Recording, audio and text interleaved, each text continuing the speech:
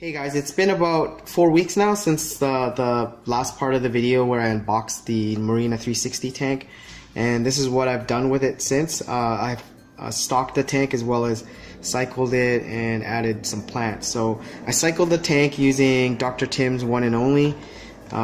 Basically what I did was I added 2 capfuls of it, and then I immediately added 6 ghost shrimps and 2 rosy red minnows and to help feed the bacteria.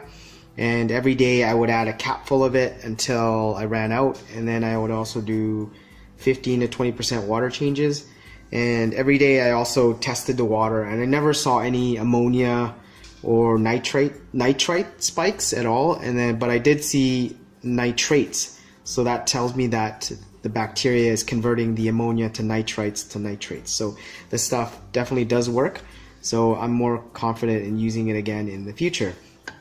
Previously, what I did was when I used to have a fish tank, I would cycle it, do a fishless cycle by adding ammonia, like this stuff here, ammonia chloride, or fish flakes, and it took probably took like a month and a half to actually cycle the tank. But by using these bacteria in a bottle, it actually sped it up significantly. In fact, you can add fish right away as long as you add small amounts of like fish, like 1 or 2, it should be okay. And then once the bacteria starts building up, you can add more. I'm also starting to try out Stability, which is Seachem's version, as well as API's Stress Zeme.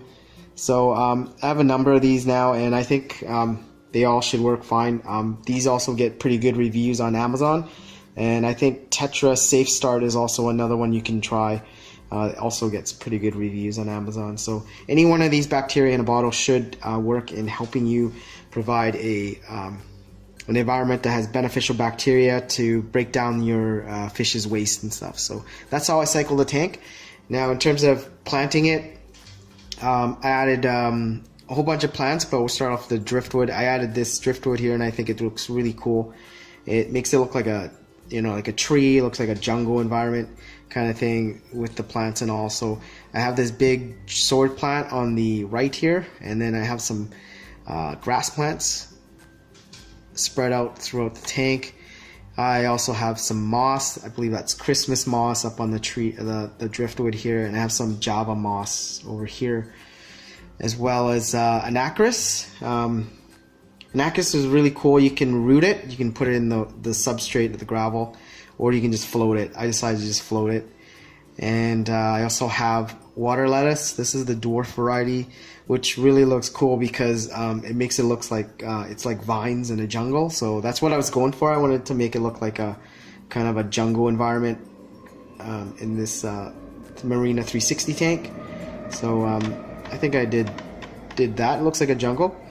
Anyways, the shrimps really love the water lettuce roots. They just hang down, and they like climbing all around it. They like the anacris, obviously they like the moss.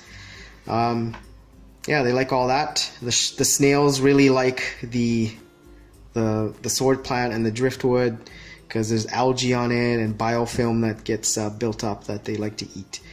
In terms of stocking the tank, I only have shrimps and snails in here, so I have about a dozen cherry red shrimps and about 6 crystal shrimps and 6 ghost shrimps. Amazingly, they get along pretty well. I also have about 5 snails, so I have some mystery. Mostly they're mystery snails of different colors. They're the red ones, they're orange. There's a white one.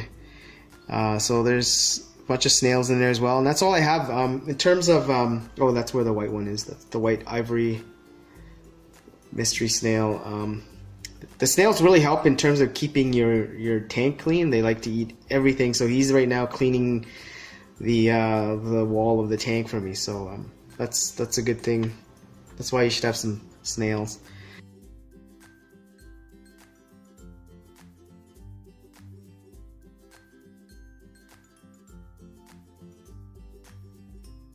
I have the Marina 360 on this Lazy Susan here. This Lazy Susan is made for televisions, and it's about 12 inches in diameter, so it works perfectly for this tank because the tank is 10 inches in diameter and 10 inches high. So I use this so I can turn the tank around so I could see it from all angles. Where I have the tank right now, I can only see it like from a couple of sides. So putting it on a Lazy Susan like this really makes it easier for me to look at the tank.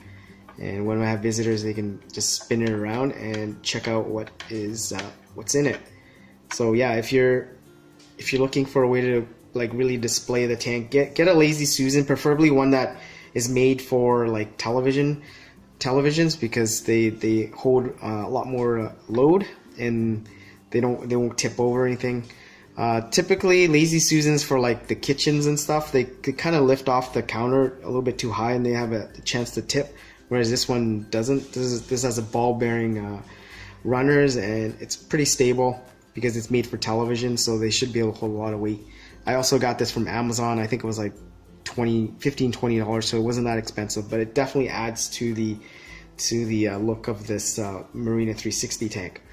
So in terms of the performance, I mean, it's a tank. I mean, it holds water. It does it really well. I think it looks cool. I mean, from any angle you can see a really nice view of the tank. So and I also like the integrated filter system, which has the light. You know, you can have it on a white light, you can turn it off, or you can have it on the blue night light.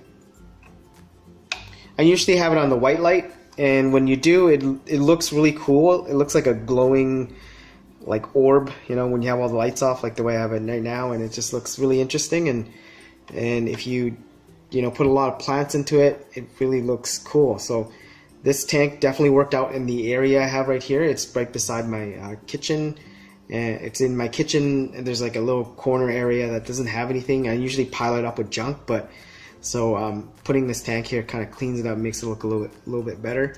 So yeah, this is a definitely recommended tank if you're looking for, to hold like a couple of nano fish or a couple of dozen shrimps. These work really well for that.